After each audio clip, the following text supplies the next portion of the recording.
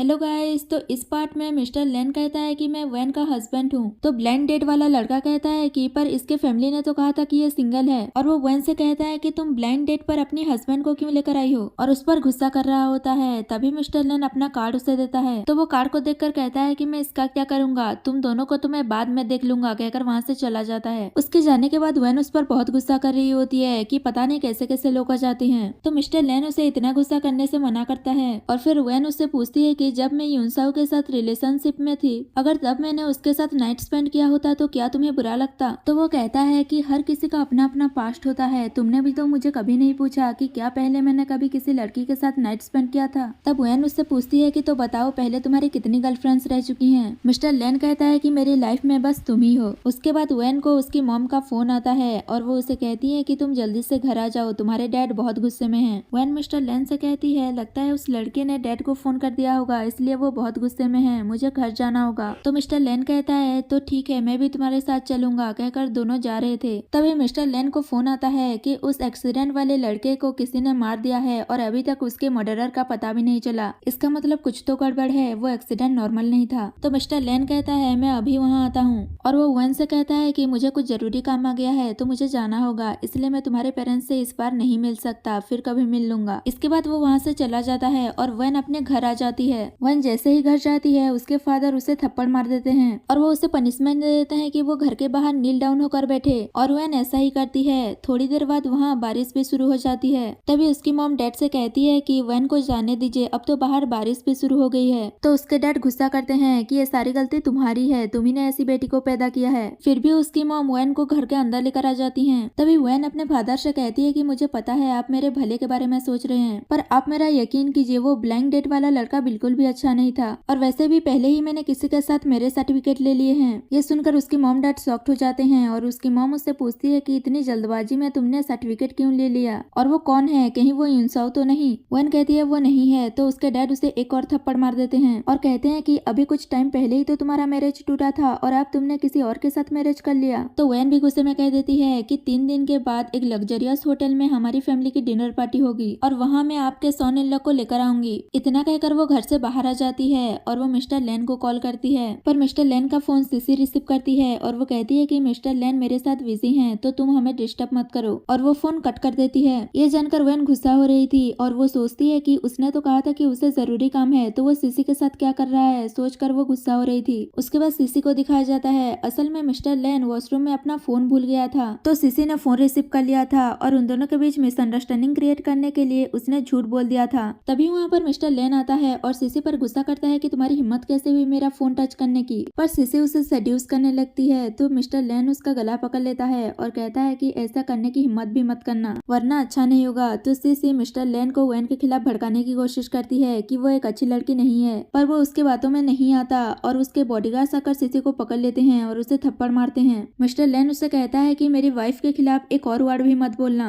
और वो उससे यूनसाओ के बारे में पूछता है। तो सीसी कहती है कि मुझे नहीं पता वो कहाँ है। मिस्टर लेन कहता है अभी तक मुझे उस एक्सीडेंट वाले दिन का फुटेज नहीं मिला, जैसे ही वो मुझे मिलेगा मैं पुलिस को दे दूंगा, उसके बाद यूनसाओ के साथ साथ तुम भी नहीं बच पाओगी। तो सीसी डर के मारे कहती है कि ठीक है, मैं सब कुछ बताने के लिए तैयार हूँ। उसके बाद दिखाया जाता है वैन रास्ते में जा रही थी, तभी वहाँ पर मिस्टर लेन आता है और वो उसे अपना कोट देता है और वो उसे सारी बात एक्सप्लेन करने की कोशिश करती है, पर वैन गुस्से में कुछ नहीं सुन रही थी। तो मिस्टर लेन उसे उठाकर गाड़ी में बिठाकर घर ले जाता है। घर पहुंचने के बाद मिस्टर लेन उसका केयर कर रहा होता है, पर वैन कहती है कि पहले मुझे सब कुछ क्लियर करो। तो वो उसे सारी बात बताता है कि उस एक्सीडेंट वाले लड़के का मर्डर हो गया है और वो सीसी से यूनसाओ के बारे में पता लगाने गया था। इसके बाद वैन उसे माफ कर देती है और वो उसे 3 दिन बाद होने वाली फैमिली डिनर में चलने के लिए पूछती है। तो वो जाने के लिए मान जाता है और वो वैन के क्लोज होता है और कहता है तुम्हें नहीं लगता कि अभी हमें कुछ करना चाहिए, कहकर वो उसे किस करने लगता है। और शादी के बाद पहली बार दोनों नाइट स्पेंड करते हैं और यहाँ पर ये पार्ट खत्म हो जाता है।